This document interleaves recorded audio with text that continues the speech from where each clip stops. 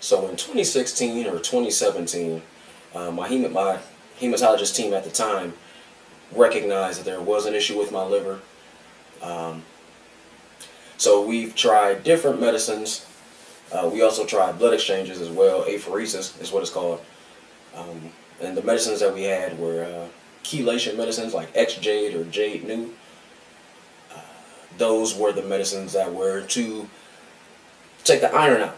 So I was dealing with iron overload from all the transfusions that I received in my life. At one point, I was getting a transfusion every 3 months for a certain amount of years.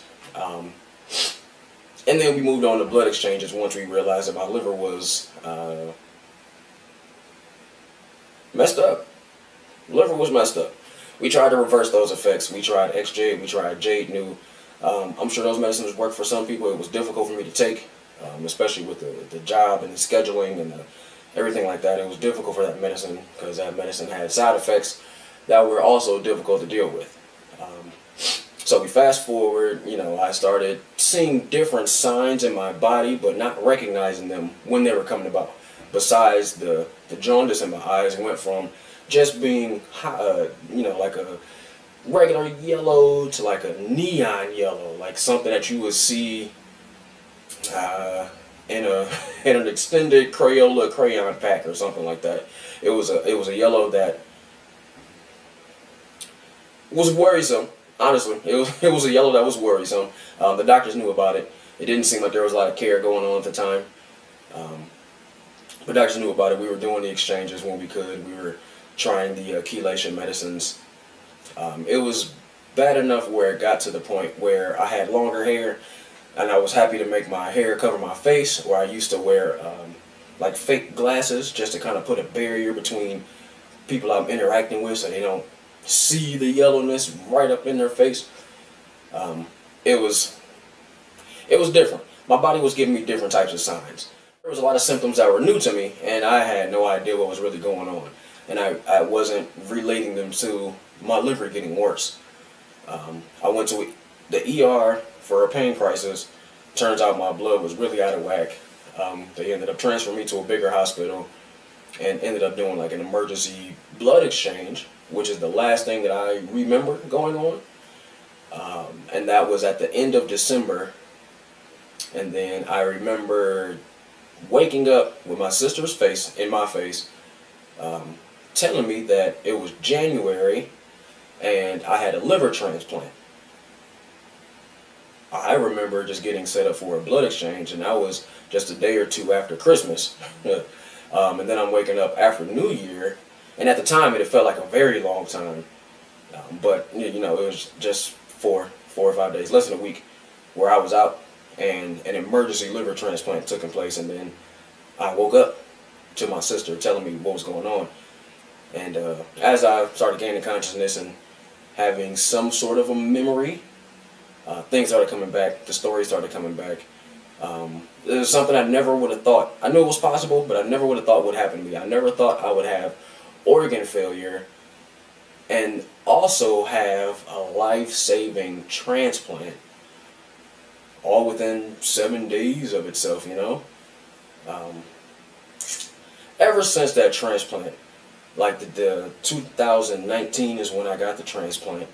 That entire year, I don't think I was at home for more than 4 months tops. Most of that time was spent in the hospital for 2019. There's a lot of side effects going on. There's a lot of other issues that came about. And all of that, stems from iron overload for the transfusions that I was receiving because I'm a sickle cell warrior, and that was the treatment at the time. Yeah. So life before the transplant was maybe I see a hospital 2 or 3 times a year. Up until my teenage years, it was the same. I felt normal. I was able to somewhat keep up. As time got on, it was a little bit more difficult, but I was able to keep up with the other kids. I didn't participate in extracurriculars too much because I knew my limitations. But outside, I was hanging out around the neighborhood, able to keep up with the kids. I felt normal. 2 or 3 times out the year, I was reminded that I'm a sickle cell patient. And then up to when my liver started having issues, there was a huge shift. I was having more crisis. I was in the ER and admitted into the hospital way more frequently than what I was when I was a kid. It probably almost doubled from maybe 2 or 3 times a year to maybe 4 or 5 times I was getting admitted, and at least 5 or 6 times every few months I was probably going to the ER trying to get treatment for the pain crises that I was having. It was different, and it was at a time where I was still transitioning to a new hematologist, a new care team. A few months before the transplant, I got in a new job at a hospital, and I found the new care team. I used to go to the same hospital when I was a pediatric. New faces, new doctors, and things like that, but it was still that welcoming feeling. It still felt like a family and all of that stuff. So when my liver failed, I was in their care, and I think they acted appropriately alongside my family to get that emergency liver into me. So I thank my donor, I thank my donor's family, and I thank my family and the team of doctors who kept me alive, because if the doctors didn't see to it, or if my family didn't put up a big enough fight, I wouldn't be here. So there's a lot of thank yous that need to go around. There's a lot of things I'm fortunate and blessed of to have happened. And now I still have certain complications with sickle cell. My liver's doing great, by the way. The numbers are always good. It hasn't caused many issues, if any at all. And it's going on 5 years. It's going on 5 years of being transplanted. So as of right now, I'm very fortunate. I'm very blessed. I'm thankful to be here still, to have the people that I have around me caring for me the way that they do. And I realize that those people are my family. It is my family. Everybody I share the same last name with, and the people that take care of me at the hospital. They're all considered family, honestly. They take care of me as if I was one of their own, and they kept me here. And I feel that same type of love like when I had the hematology team when I was a pediatric. Same hospital that I'm at now, still have the same feeling that they care about me. So now that I'm in my 30s, I'm not outside playing with the kids, outside playing with the guys anymore. I'm watching my niece run around. I'm watching my friends, boys and girls, their kids run around and all doing all of that.